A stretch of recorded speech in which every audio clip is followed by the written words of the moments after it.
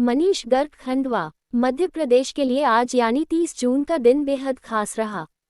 मुख्यमंत्री डॉक्टर मोहन यादव ने खंडवा जिले में बड़ी घोषणाएं की। उन्होंने 1518 करोड़ रुपए से अधिक के विकास कार्यों का लोकार्पण किया। इस मौके पर उन्होंने एक बगिया मां के नाम परियोजना की घोषणा भी की। मौका था 90 तक चलने वाले जल गंगा संवर्धन अभियान के समापन का। यहां समापन के साथ साथ वाटरशेड सम्मेलन भी आयोजित किया गया। सीएम डॉक्टर मोहन यादव ने कार्यक्रम की शुरुआत दीप प्रज्वलन और कन्या पूजन से की। उसके बाद उन्होंने जलदूतों और जल सखियों पर पुष्प वर्षा भी की। कार्यक्रम में सीएम डॉक्टर यादव ने कहा कि आज का कार्यक्रम अद्वितीय है। जल संरचनाओं के माध्यम से परमात्मा ने हमें प्रसाद दिया है। ये सबको बांटने के लिए है। हमारी सरकार ने गुड़ी पड़वा यानी 30 मार्च से शुरू करके 30 जून तक 2.39 लाख जलदूत बनाए। उनके बलबूते गांव-गांव के अंदर अद्वितीय अभियान चलाया गया।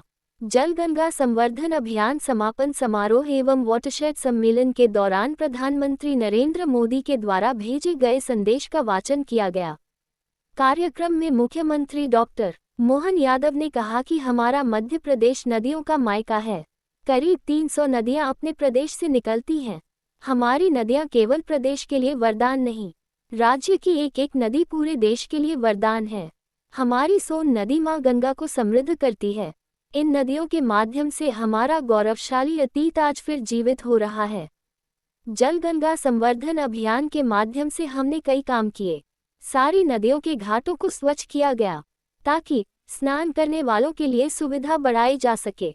इस अभियान के लिए छाया के शेड तैयार किए गए। देश की सभी नदियों में मां नर्मदा का विशेष स्थान है। ये एकमात्र नदी है जिसकी परिक्रमा होती है। 27,000 हेक्टेयर में सिंचाई की नई सुविधा। सीएम डॉक्टर यादव ने कहा कि हमारी सरकार ने जलदूतों के माध्यम से 57 नदियों में गिरने वाले 194 नालों से ज्यादा की पहचान करके उनके शोधन की योजना बनाई है। पर ड्रॉप मोर क्रॉप के माध्यम से 40,000 किसानों के खेतों में सिंचाई की व्यवस्था की गई है। वाटरशेड के माध्यम से 36 जिलों में 91 परियोजनाएं चलाई जा रही हैं। 9,000 से ज्यादा जल संरचनाएं बन चुकी हैं। 27,000 हेक्टेयर में सिंचाई की नई व्यवस्था की जा चुकी है। सरकार के प्रयासों से निमाड़ क्षेत्र में बड़ा बदलाव हुआ है। पहले ये क्षेत्र गर्मी में तपता था, लेकिन अब यहाँ का तापमान 4 डिग्री कम हो गया है। बुंदेलखंड पूरा प्यासा था, लेकिन अब केन बेतवा नदी लिंक परियोजना से यहाँ का दृश्य ही बदल जाएगा।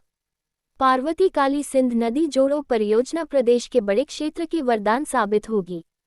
सीएम डॉक्टर यादव ने कहा कि प्रदेश में एक बगिया मां के नाम परियोजना चलाई जाएगी। इसके अंतर्गत 30,000 से अधिक स्व सहायता समूह की पात्र महिलाओं की निजी भूमि पर 30 लाख से अधिक फलदार पौधे लगाए जाएंगे। ये महिलाओं की आर्थिक तरक्की का आधार बनेंगे। ये पौधे 30,000 एकड़ निजी भूमि पर लगाए जाएंगे। इस परियोजना की लागत 900 करोड़ रुपए है। परियोजना के तहत हितग्राहियों को पौधे, खाद, गड्ढे खोदने के साथ ही पौधों की सुरक्षा के लिए कंटीले तार की फेंसिंग और सिंचाई के लिए 50,000 लीटर का जलकुंड बनाने के लिए राशि प्रदान की जाएगी। यह अभियान 15 अगस्त से 15 सितंबर तक चलेगा। जल संचय में इतनी वृद्धि। 2048 करोड़ रुपए की लागत के 83,000 से अधिक खेत तालाबों का निर्माण पूरा हुआ। इससे खेत का पानी खेत में सिंचित होगा। 254 करोड़ रुपए की लागत से 1 लाख से अधिक कूप रिचार्ज हुए। अमृत सरोवर 2.0 के तहत 354 करोड़ रुपए की लागत से 1,000 से अधिक नए अमृत सरोवरों का निर्माण हुआ। शहरी क्षेत्रों में 3,300 से अधिक जल स्रोतों को पुनर्जीवन मिला। 2,200 नालों की सफाई और 4,000 वर्षा जल संचयन संरचनाओं का निर्माण पूरा हुआ। जनभागीदारी और तकनीक का कमाल। जल गंगा संवर्धन अभियान में 40 लाख लोगों की भागीदारी से 5,000 से अधिक जल स्रोतों का जीर्णोद्धार हुआ। माय भारत पोर्टल के माध्यम से 2.30 लाख से अधिक जलदूत बनाए गए। ग्रामीण क्षेत्रों में पानी चौपाल का आयोजन हुआ।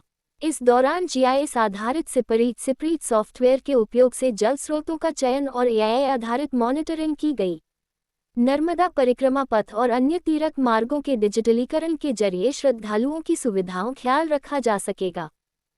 दादा धुनीवाला के चरणों में प्रणाम करता हूं और ओंकार महाराज से जो आज ये संकल्प लिया है, और संकल्प के साक्षी परम पूज्य हमारे जो दादा गुरु महाराज, हमारे स्वामी विवेकानंद जी महाराज, बड़े दिनेश जी हमारे विश्व हिंदू परिषद के संगठन मंत्री रहे। इस अवसर पर माननीय मंत्री श्रीमान कैलाश विजयवर्गीय जी, माननीय मंत्री श्रीमान प्रहलाद पटेल जी, माननीय मंत्री तुलसीराम सिलावट जी, माननीय सांसद, विधायक हमारी अर्चना जी से लेकर कंचन तानवे और पाटिल जी से लगा करके महापौर तक सारे के सारे यहाँ पुष्यमित्र भार्गव जी और सारे मित्रों के साथ आप सबको आज का यह दिन वास्तव में होली दिवाली सारे त्योहार हो गए, इतना आनंद आ रहा है, ये रोम रोम पुलकित हो रहा, आनंद डूब रहा। किसी दिन ऐसा कौन सा दिन आता है जहां हमारे बीच प्रेम सद्भाव बांटने वाली जगह पर ये और 4 गुना आनंद बढ़ता है। हम सब जानते हैं ये लीला ईश्वर की है, ईश्वर ही जाने। शरीर तो सबका आएगा और चले जाएगा। सनातन संस्कृति की धारा हजारों हजार साल से ऐसे अनगिनत रहस्यों के प्रति जहां विज्ञान भी नतमस्तक होता है, समय के साथ मालूम पड़ता जाता है कि असली में कुछ और ही लीला है। कभी कभी हमको अपने अहंकार से दुनिया पता नहीं किस किस प्रकार से देखती थी। अभी हमने ये यूक्रेन का, रूस का, इजराइल का, ईरान का युद्ध देखा तो भगवान राम और रावण का जमाना याद आ गया, जब ऐसे अमोघ अस्त्र चला करते थे, जब कोई मारने वाला और जहां मरने वाला दोनों के बीच में केवल शस्त्र अस्त्र का ही युद्ध होता है। कौन कहां से बैठा और कहां जा रहा है, 200-300 साल पहले कभी सोच नहीं सकते थे कि यह समय आएगा।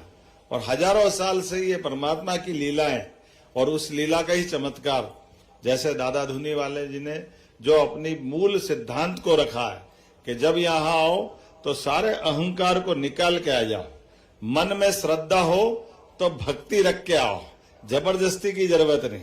और परमात्मा की दया से ये जो श्रद्धा आस्था का जो दीप है, इस आस्था की पराकाष्ठा है कि जल से जीवन मिलकर के हमारे बीच दादा गुरु भी विराजमान है।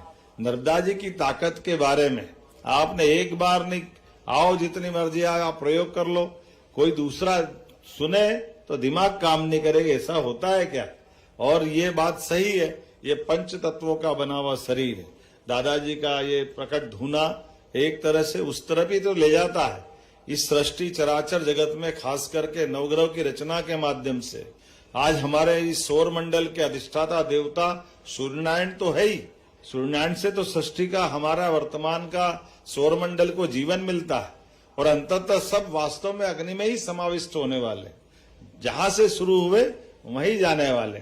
और हमारी ये सनातन संस्कृति की धारा जिसके माध्यम से जीवन तो सबको मिलता है, लेकिन अपने जीवन से बाकी लोगों को जीने की प्रेरणा भी मिले, हमारे लिए त्याग समर्पण के साथ जीवन के रहस्यों के साथ साथ कभी कभी ये दुनिया का मृत्यु लोक का आकर्षण ऐसा हो जाता है कि कष्ट किसको कहते हैं ये समझ में ही नहीं आता है। जो कष्ट है वो कष्ट है कि आनंद है, ये दुनिया के बीच बड़ा अद्भुत हमारा सनातन संस्कृति का रहस्यमय संसार है। लोग सुख में दुख में दुनिया में डूबे समझते हैं। हमारे यहाँ की सीढ़ी तो सुख, सुख से संतोष और संतोष से आनंद की सीढ़ी और आनंद से परमानंद की है। जिसकी कामना कोई करता है, जो उसको एहसास होता है उसी को होता है। रोटी 2 रोटी खा करके अपना जीवन यापन तो जिस प्रकार से पशु पक्षी बाकी भी कर लेते हैं, लेकिन 84 लाख योनियों से निकल करके उससे हट करके भी ये संसार अपनी साधना के मार्ग पर ले जा करके अपनी मन की संकल्प शक्ति के बलबूते से, कैसे तो दादाजी धुनी वाले क्या कितना अच्छा सुंदर सिद्धांत दिया, एक चने की 2 दाल, बात की झंझट ही नहीं, हाथों हाथ अपना फार्मूला दिया कि ये जो बाकी आडंबर है इसकी कोई जरूरत नहीं। आडंबर के बजाय यथार्थ की जीवन जिए। हमारे अपने कर्मों के आधार पर हम अपना अपना जीवन लेके आते हैं, लेकिन श्रद्धा आस्था के भरोसे से, परस्पर विश्वास और सद्भाव के भरोसे से हमारे जीवन की यात्रा हम अपने परमात्मा की यात्रा तक लेके जाएं। यही तो महाकाल की यात्रा है, यही तो समय की यात्रा है।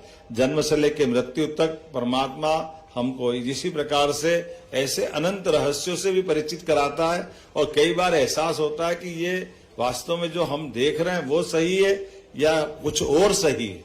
जैसे जाने अनजाने किसी से कहें कि हम अपने इस संसार के अंदर जो एक बात बहुत सरल है कि जैसे कहा गया कि यत पिंडे तत ब्रह्मांडे, जो पिंड है वो ब्रह्मांड है। इसको समझने समझाने के लिए पतंजलि के योग शास्त्र से लेकर दुनिया के हमारे सारे दुनिया के दूसरे लोग तो जानकार नहीं है, लेकिन हमारे ऐसे ऋषि मुनियों ने अपने जीवन के प्रत्येक क्षण से उसका एहसास कराया है। आपने कहा कि कौन सी देवी आई थी गुरु को मिलने के लिए, और गुरु उनकी आत्मा से पढ़ करके गुरु अपने आप एहसास करा रहा कि कहाँ जा रहे हो।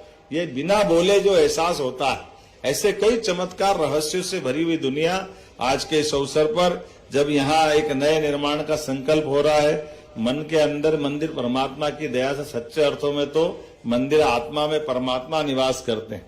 लेकिन हम सब जानते हैं कि जैसे जल से बर्फ बनता है और बर्फ बनने के बाद जल के पते नहीं चलते, जल बर्फ जब पिघलेगी तभी जल वापस आता है।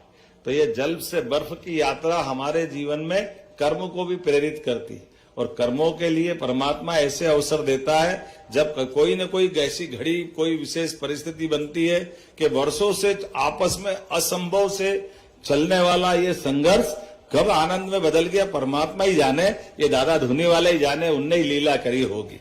कहाँ 1930, कहाँ 2025, 95 साल का ये एक अलग प्रकार का समय है। लेकिन मैं मान के चलता हूं सरकार की व्यवस्था तो चौकीदार की रहती है, सरकार के पदों का आना जाना ये लोकतंत्र की अपनी सुदृढ़ एक बड़ी अच्छी व्यवस्था भी है। लेकिन ऐसे में अच्छा काम करने का मौका मिले तो सरकार को सबसे पहले खड़े होना चाहिए। इसीलिए महाराज जी हमने कहा था कि हम भले ही, क्योंकि ये भौतिक दुनिया और सरकार के संकटों में जो मुहूर्त है, उस मुहूर्त का जो मजा, मुहूर्त की जो बात है, हमने कहा आप तो मुहूर्त में बिल्कुल पूजा करा देना, हम तो कभी भी आके प्रणाम करेंगे और बिल्कुल आप जो चाहोगे वो सब होगा, कुछ बचने वाला नहीं। इसीलिए बाबा महाकाल के महालोक का 800 करोड़ का केवल उसका बजट था, लेकिन जब ओंकारेश्वर की बात आई तो हम 2250 करोड़ रुपए की ओंकारेश्वर में हमने स्वीकृति दी। और केवल ओंकारेश्वर नहीं, जब ओंकारेश्वर की बात करें तो खंडवा जिले में दादाजी धुनीवाला का जगह कैसे छूट सकती है। आप जो कर सकते वो सब करो, जो बचेगा वो हम सब करेंगे, जैसा आप चाहोगे, सरकार आपके साथ रहेगी। मैं अपनी ओर से पुनः आज के इस अवसर पर आप सभी को प्रणाम करता हूं और उम्मीद करता हूं दादाजी अपने सूक्ष्म शरीर में इस सारी लीलाएं भी देख रहे होंगे और वही हाथ में यश देंगे तो निश्चित रूप से प्रकल्प पूरा होगा। मेरी अपनी ओर से दादा धुनीवाले महाराज जी की पुनः एक बार जय जयकार करते हुए अपनी वाणी को विराम दूंगा। बोलिए दादा धुनी वाले महाराज की।